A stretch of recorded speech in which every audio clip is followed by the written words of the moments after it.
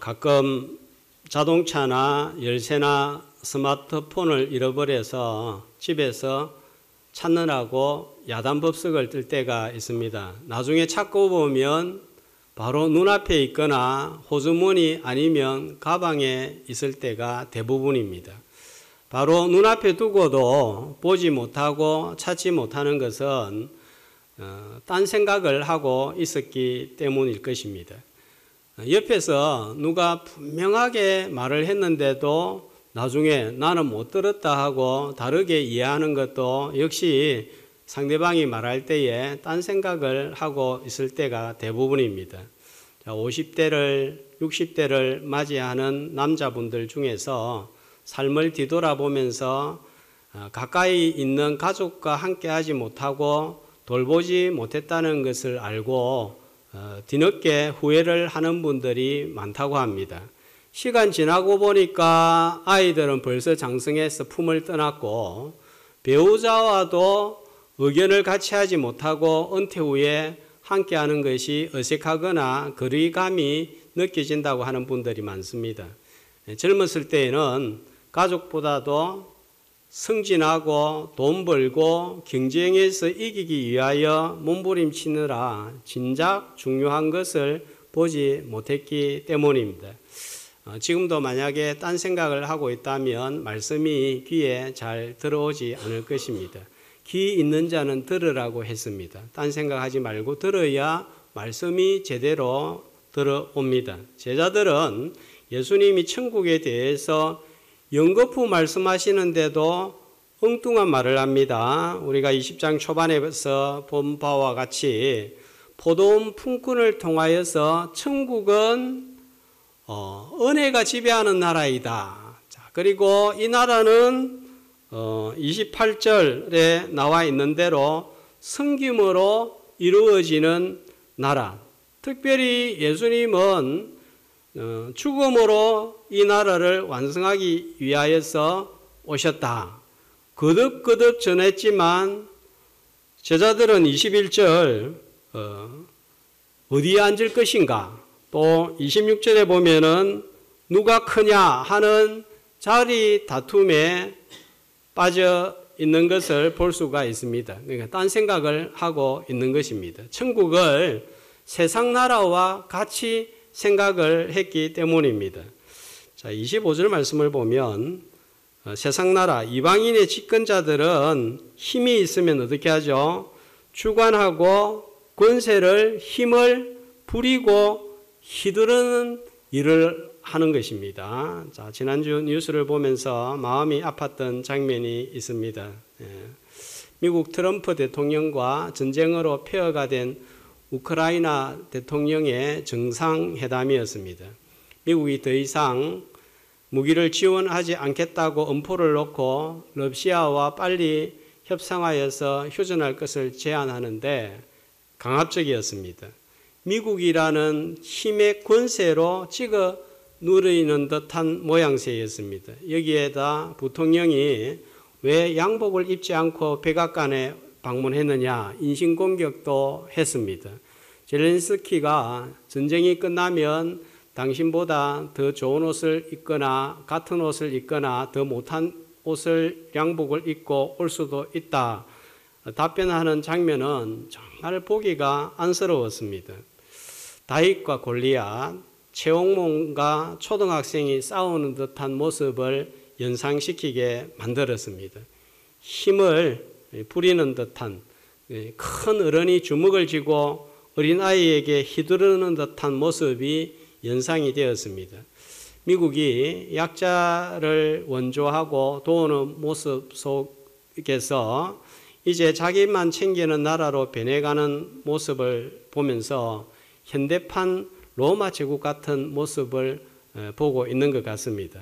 자, 은혜가 지배하고 섬김으로 이루어지는 천국과는 대조적인 세상 나라의 모습을 보여주고 있지 않나 하는 생각을 떨칠 수가 없습니다. 제자들의 머릿속에도 이런 세상 나라의 이미지가 들어있는 거예요. 지금 예수님 따라가는 이유가 로마로부터 해방을 받고 해방이 되면 한 자리를 얻겠다 하는 그런 계산입니다. 하지만 이런 제자들과는 대조적인 반응을 보이는 두 맹인이 오늘 본문에 등장을 하고 있습니다. 자, 오늘 말씀의 제목이 무엇입니까? 은혜에 호소하는 외침입니다. 말씀을 듣고 천국을 세상 나라와 동일시하는 딴 생각을 던져버리고 은혜에 호소하여서 외치는 예배의 시간이 되시기를 주님의 이름으로 축복합니다. 자, 먼저 이 본문의 위치를 살펴보는 것이 중요하겠습니다.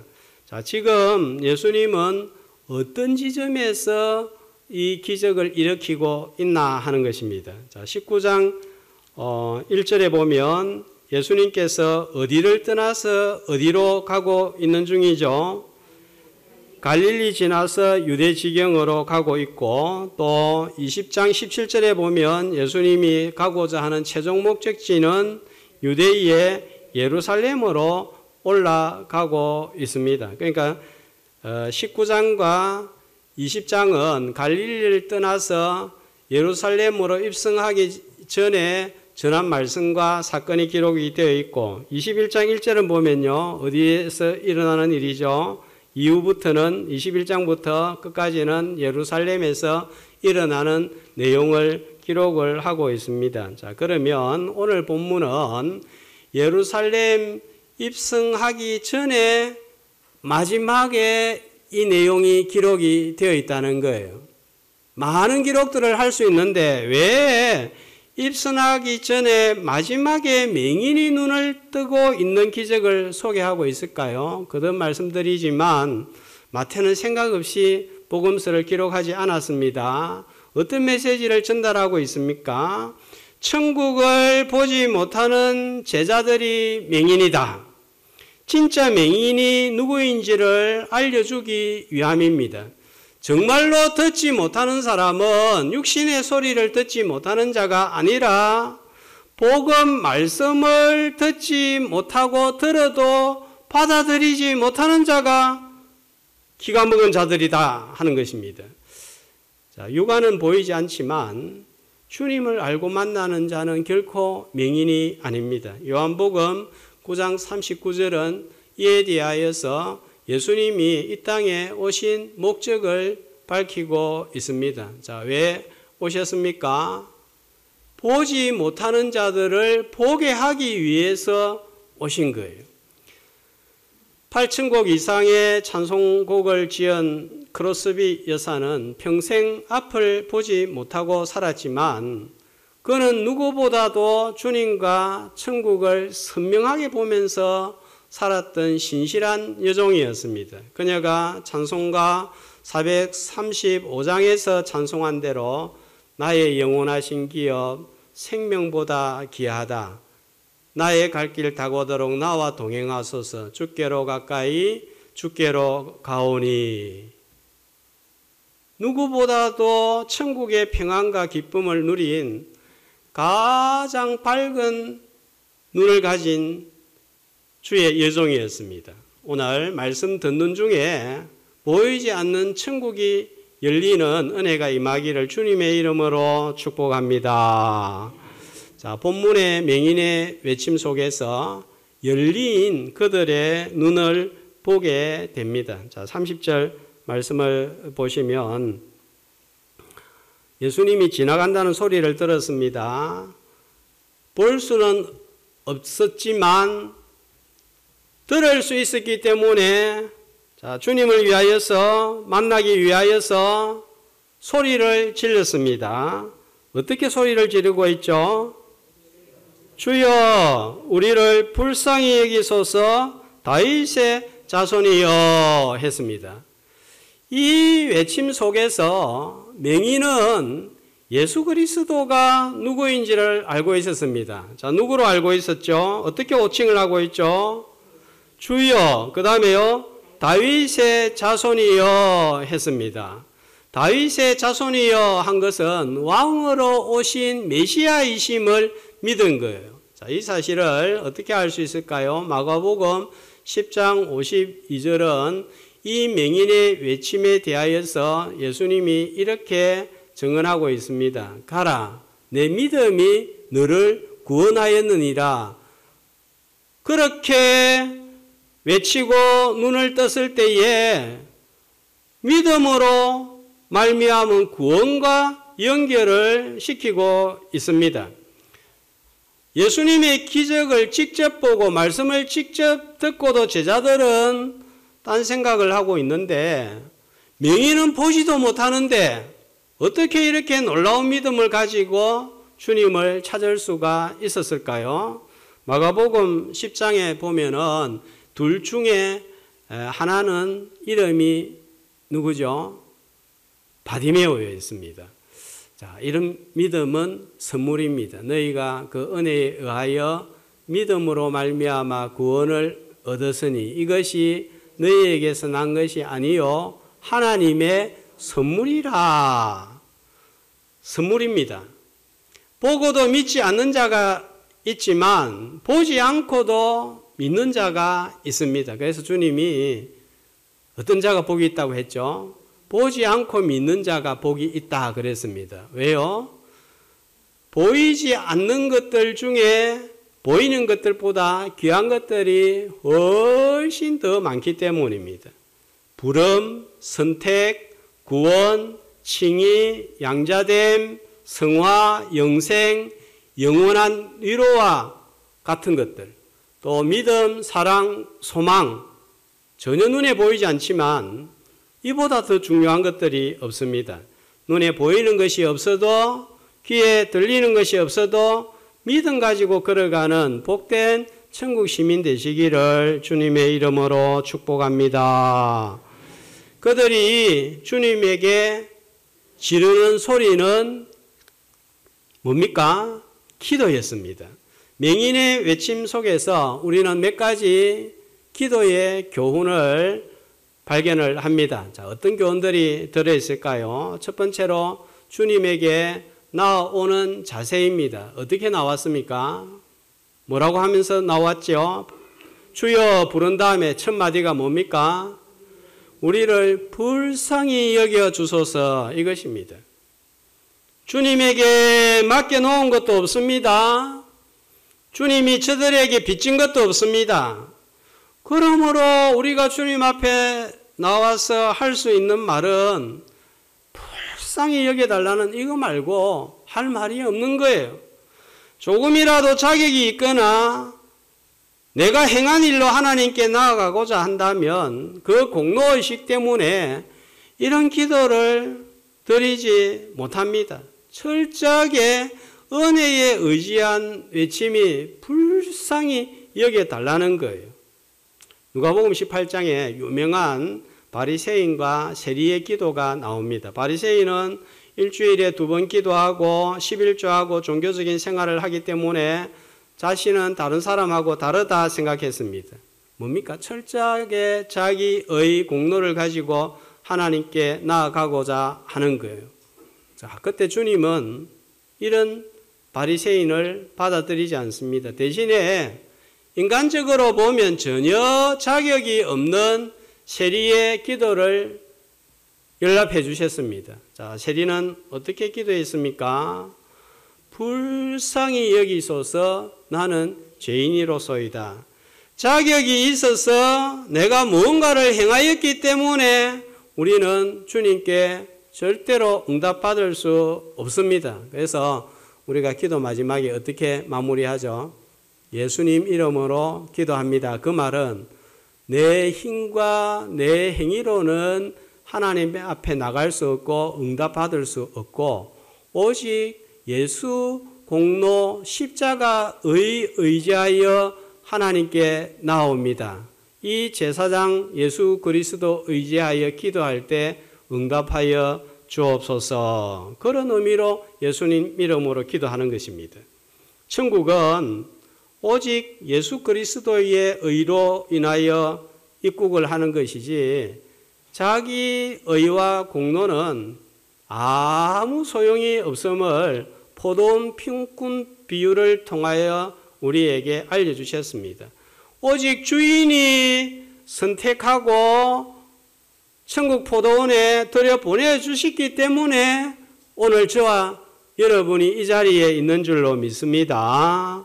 나의 의와 공로가 티끌만큼이라도 있다면 오늘 이 시간에 쓰레기통에 던져버리고 불쌍히 여겨 주옵소서. 십자가의 의, 그리스도만 의지하여 소리치는 은혜의 외침이 있는 예배의 시간이 되시기를 주님의 이름으로 축복합니다.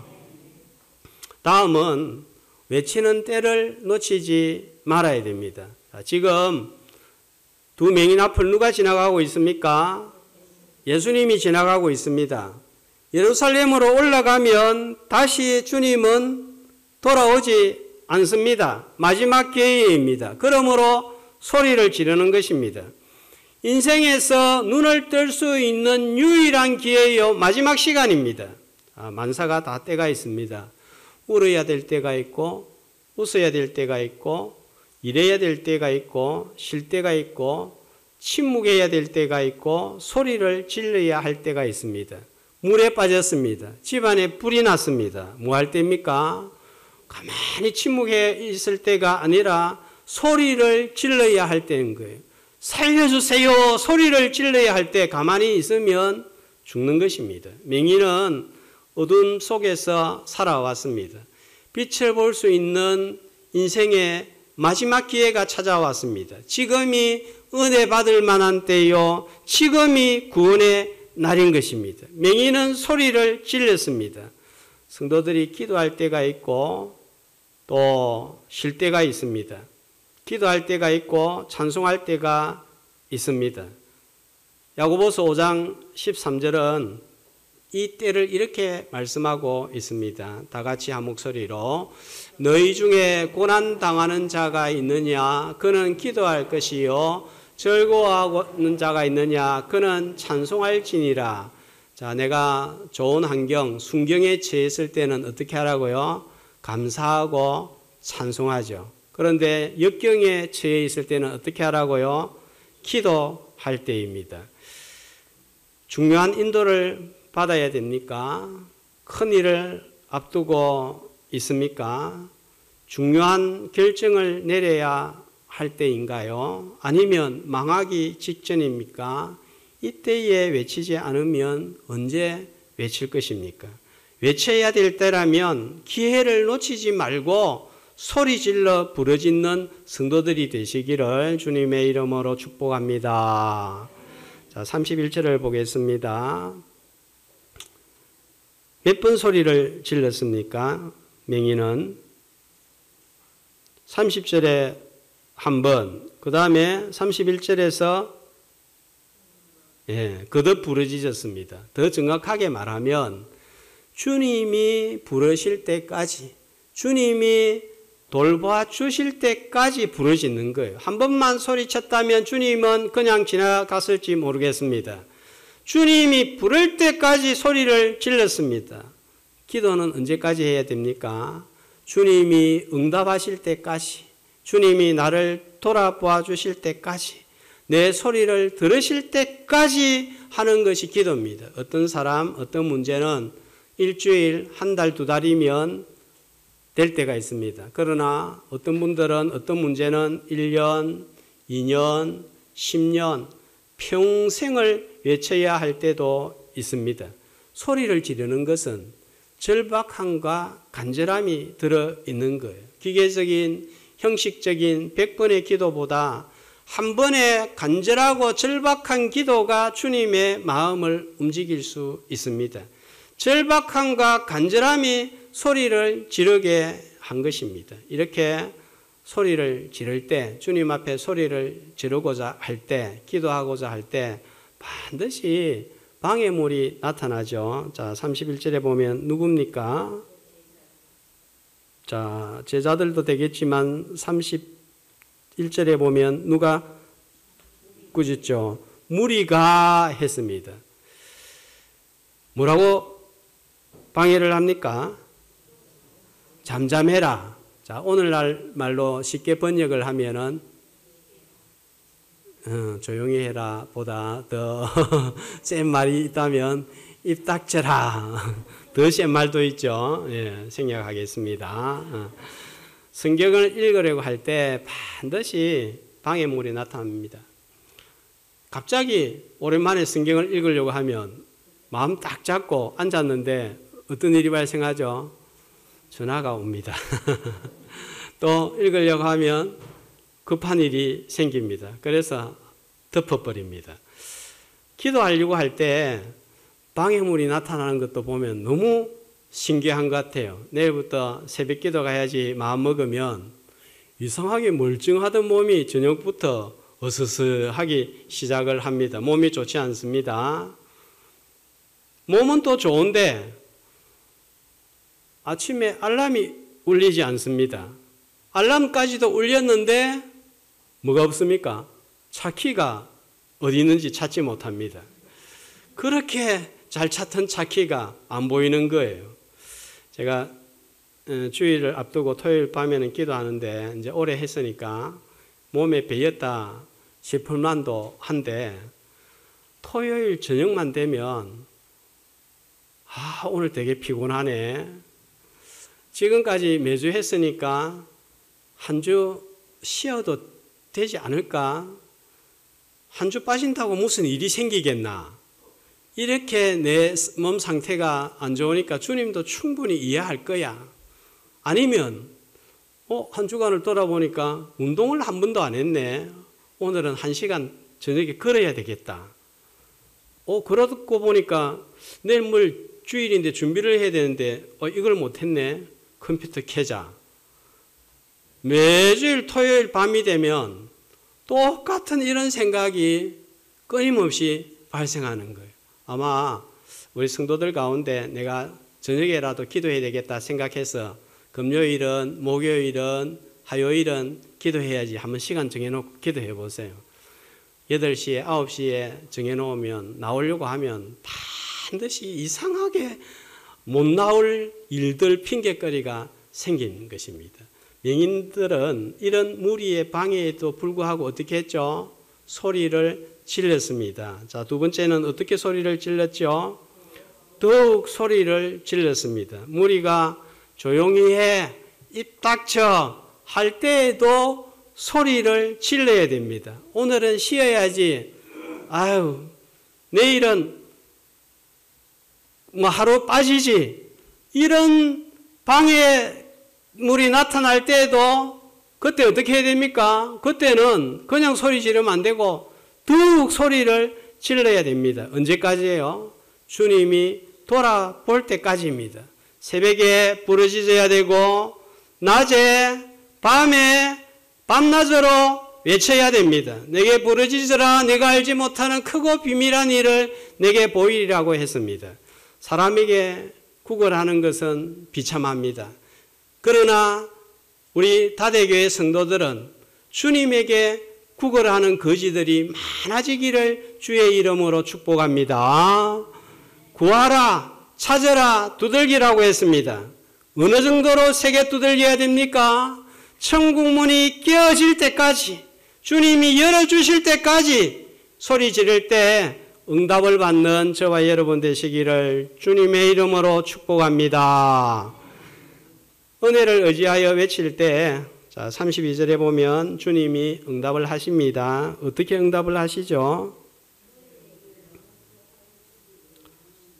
무엇을 하여 주기를 원하느냐? 바로 고치지 않고 어떻게 하죠? 뜸을 들이는 것을 볼 수가 있습니다. 이 질문하지 않고 바로 응답하실 수 있습니까? 없습니까? 있습니다. 그런데 왜 묻죠?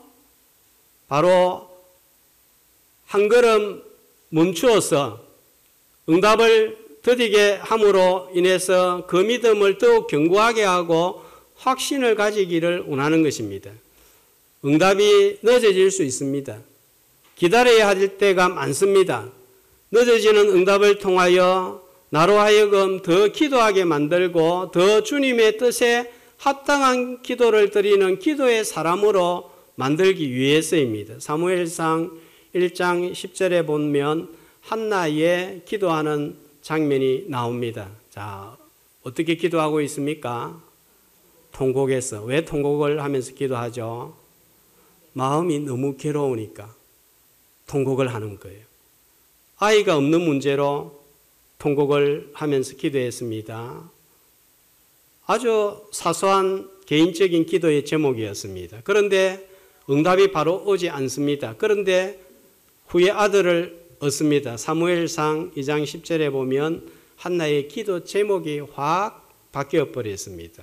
자, 한 목소리로 여호와께서 땅 끝까지 심판을 내리시고 자기 왕에게 힘을 주시며 부은 자의 뿔을 높이시리로다 하니라. 자, 무엇을 위해서 기도합니까?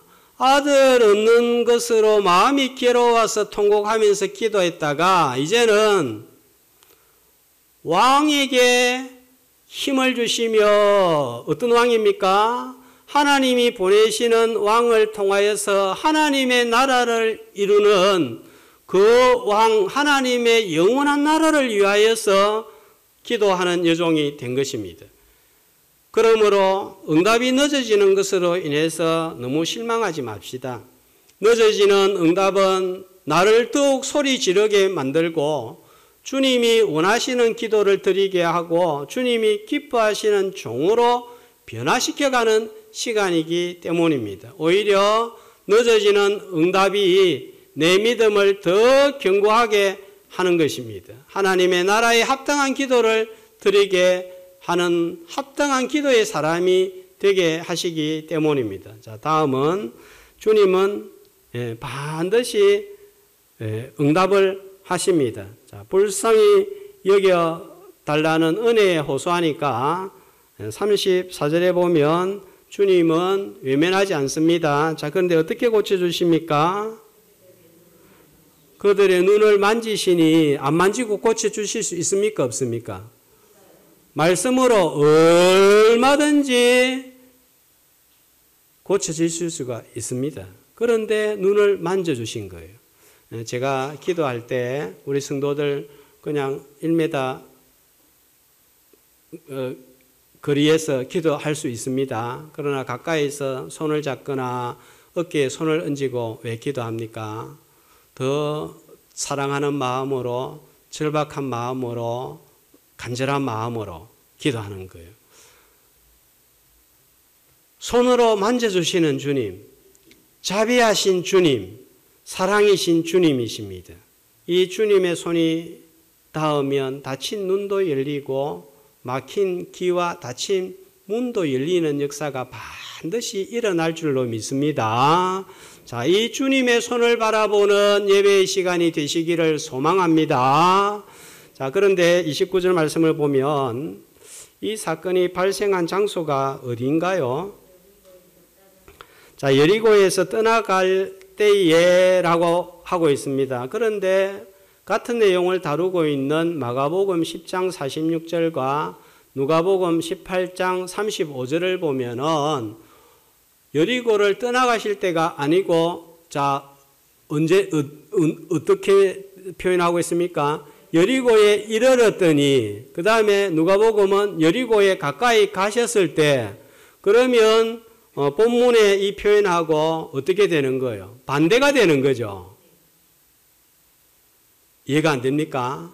본문은 여리고를 떠나가실 때에 일어난 사건으로 마가복음과 누가복음은 여리고에 도착하고 들어오실 때에 일어난 사건으로 기록을 하고 있습니다. 성경이 잘못됐을까요? 아닙니다. 틀린 것이 아니라 기준점이 다른 거예요. 예수님 당시는 폐허가 된 구 여리고가 있었고 그 옆에 새로운 도시가 건설이 되었는데 사람들이 그것도 여리고라고 부른 거예요. 신여리고로 불렀습니다. 마태는 구 여리고 기준으로 보니까 예수님이 어디에요? 떠나가시는 것으로 보이고, 마가와 누가는 신여리고에서 보니까 예수님이 들어오시는 것으로 보이는 거예요. 중요한 것은 이 여리고가 어떤 도시인가 하는 것입니다. 어떤 도시죠? 여호수아가 이스라엘 백성들을 데리고 가나안 땅에 들어올 때에 가로막고 있는 첫 도시였습니다. 무너졌습니다. 그리고는 어떤 말을 여호수아가 남기죠. 건설하는 자는 저주를 받을 것이다 예언한 것입니다. 자, 실제로 열왕기상 16장 34절에 보면 이런 여리고의 여호수아의 예언을 무시하고 건축을 히엘이라는 사람이 하는데 터를 놓을 때에 어떤 일이 일어났죠? 네, 장남이 죽었습니다. 그러면 어이쿠 하나님의 말씀이 세우면 죽는다 했으니까 저주받는다 했으니까 그만둬야지 이렇게 돼야 되는데 영적으로 장님이니까 뭐를 추진합니까? 성문을 세우는 거예요. 그때에 막내 아들도 죽습니다. 여러분 두 아들이 죽었습니다. 이런 슬픔과 저주가 없는 거예요. 이런 저주의 도시에 이제 예수님이 들어오시자 어떤 일이 일어나고 있습니까? 맹인이 눈을 뜨는 역사가 일어났습니다.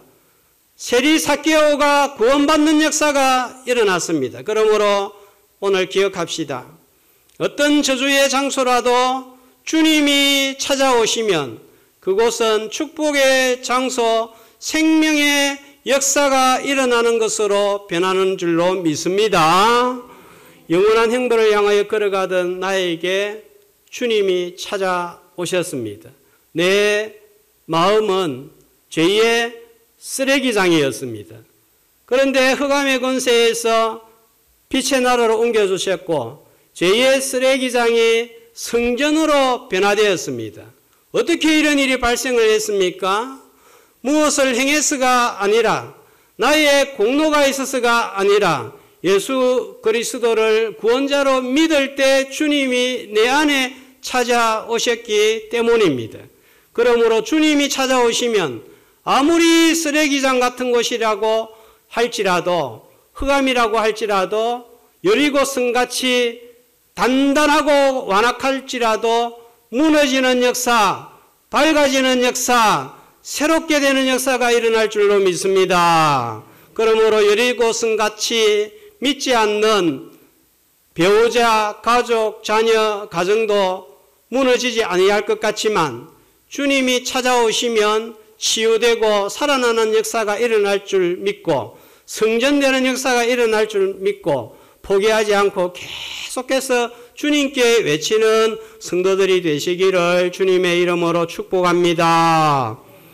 두 맹인은 이런 기적과 응답을 체험한 후에 자 34절에 보면 어떤 반응을 보였죠. 자 눈을 만지니까 보게 되었습니다. 그 다음에 이들의 반응은 무엇입니까?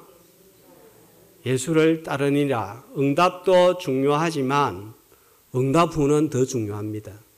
구원도 중요하지만 구원 후는 더 중요합니다.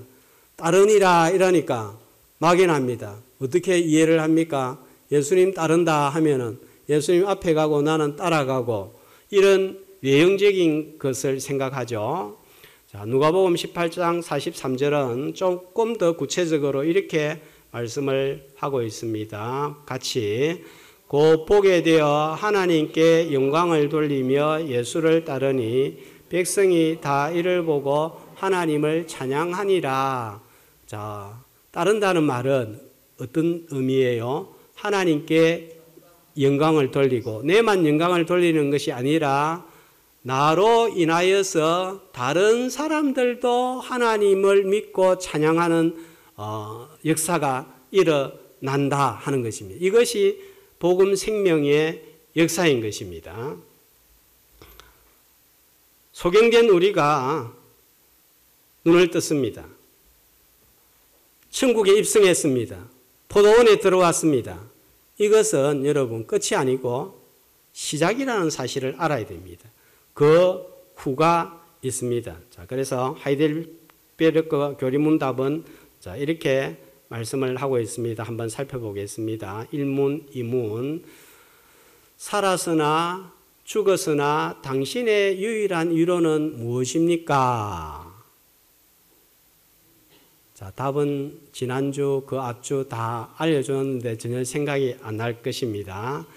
내가 살았으나 죽었으나 나의 신실한 구주 예수 그리스도께 속해 있다는 것입니다. 내 소속이 변했다는 거예요. 예수님 때문에.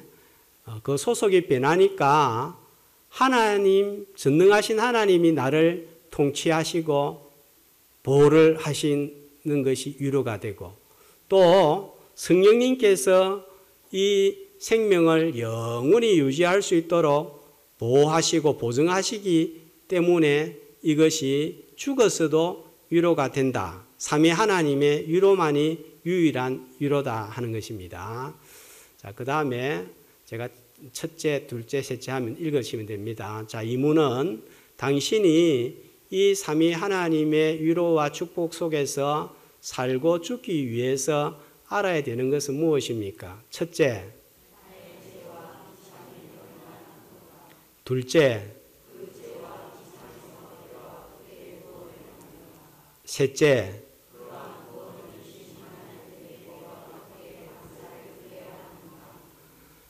자, 이 짧은 첫째, 둘째, 셋째 속에서 우리의 엄청난 것들이 들어 있습니다. 자, 제일 먼저 이 영원한 위로 속에 거하기 위해서 알아야 되는 것이 무엇입니까? 내가 누구냐를 아는 것입니다. 얼마나 내 죄악이 비참한 것인가 알고 영원한 행복을 받을 수밖에 없는 존재다. 그러면은 우리의 눈이 어디를 향하겠습니까? 어떻게 구원을 받을 수 있는가? 어떻게 구원받을 수 누구를 바라봅니까? 구속주 예수 그리스도를 바라보는 것입니다. 자, 그러면 주님을 바라보고 인정하면 내가 구원을 받습니다. 그 다음에 알아야 되는 것은 무엇입니까? 이렇게 은혜로 구원을 주신 하나님께 내가 어떻게 감사를 드려야 하는가? 구원 주신 하나님께 어떤 반응을 보여야 하는가? 이것을 알아야 하는 것입니다. 그런데 감사를 내 마음대로 하면 안 됩니다. 하나님께서 일러주신 대로 감사해야 됩니다. 그게 어디에 나와 있습니까? 우리가 하나님께서 일러주신 대로 살아야 됩니다. 어디에 나와 있습니까? 십계명에 기록이 되어 있습니다. 십계명은 어떻게 두 부분으로 나눌 수가 있죠? 1에서 4계명은 하나님을 어떻게 사랑할 것인가, 5계명에서 10계명은 이웃을 어떻게 사랑하실 것인가 하는 것입니다. 자, 10계명 우리가 볼 때 문자적으로 보면 다 지켰다고 생각할 것입니다. 그런데 10계명의 진정한 뜻은 문자적으로만 지켰다고 다 지켰다고 할 수가 없습니다. 문자 속에 내면의 법까지 지켜야 되고 행하지 않는 것으로 그치는 것이 아니라 적극적으로는 행함으로 다 지켰다 할 수가 있습니다. 자, 8계명을 예로 들어보겠습니다. 8계명이 뭡니까? 자, 그래서 제가 마태복음이 끝나고 나면 10계명을 주일 오전에 말씀을 전하려고 합니다. 8계명이 무엇입니까? 도둑질 하지 말라에서 금하는 무엇인가요? 자, 이 질문에 하이델베르크 110문과 111문에서는 이렇게 답을 하고 있습니다. 자, 하나님께서는 공공연한 도적질과 강도짓만을 금하신 것이 아니라 거짓된 저울과 속에서 물건을 파는 것, 돈을 위조하는 것, 고리 대금과 같은 악한 계획들과 관계들도 금하십니다. 저는 우리 다대교회 오시는 분들 가운데서 이것을 행하는 사람은 없다고 봅니다. 다 자신 있죠? 예, 도둑질하고 남의 물건 훔치고 뭐 속에서 팔고 이러는 분들을 나는 적어도 이렇게는 살지 않는다. 그래서 십계명을 지켰다 생각을 할 것입니다. 그런데 이것만이 아니에요. 자, 그 다음 111문은 이 계명에서 하나님께서 당신에게 요구하는 것은 무엇입니까? 이렇게 나오는데 또한 나오죠. 네. 금지하는 것을 안 하는 것뿐만 아니라 또한 하나님께서는 모든 탐심 그리고 하나님의 선물들을 남용하거나 낭비하는 것을 금하십니다. 자, 이 부분은 어때요? 자, 내면에 탐심이 있습니까? 없습니까? 내 물질이라고 생각하고 내가 번 월급 내 마음대로 사용하고 때로는 낭비할 수 있습니까? 없습니까? 하는 부분도 있죠. 지나친 쇼핑을 한다든지 지나치게 어떤 취미에 돈을 들인다든지 자, 이런 부분들은 많이 사용을 하는데 이걸 남용이라고 합니다. 자, 이것만으로 되지 않습니다. 한 단계 더 나아갑니다. 내가 할 수 있고 해도 된다면 이웃의 유익을 증진시켜야 하며 이웃을 대접하여야 하며 도움이 필요한 자들에게 주기 위하여 성실하게 일해야 됩니다. 자, 이 부분은 어떻습니까? 그렇게 살고 있습니까? 대접하면서 또 필요한 자들에게 도움을 주면서 그렇게 이웃의 유익을 위하여 살면서 이웃 사랑을 실천하고 있습니까? 자, 이 부분에는 자신이 있습니까? 없습니까? 어느 누구도 나는 그렇게 살고 있다 할 수가 없을 것입니다. 자, 그러므로 예수님을 따른다 하는 것은 바로 단순히 예배 드리고 입으로 찬양하는 것으로 끝나는 것이 아니라 삶 가운데서 이웃 사랑의 실천으로 행해질 때 참으로 따르는 자요 천국 시민이요 제자입니다. 이것이 구원받은 자가 하나님께 드리는 예배요 사랑이요 감사입니다. 여리고에 있었던 두 맹인의 이야기를 통해서 우리는 진정한 맹인이 누구인지를 깨닫게 됩니다. 은혜의 외침으로 주님을 찾고 기도하며 응답을 받은 후에는 주님을 따르고 찬양하는 삶을 살아가야 합니다. 주님의 계명을 문자로만 지키는 것으로 만족할 것이 아니라 내면적이고 그리고 적극적으로 실천함으로써 참된 제자와 천국 시민이 되시기를 주님의 이름으로 축복합니다.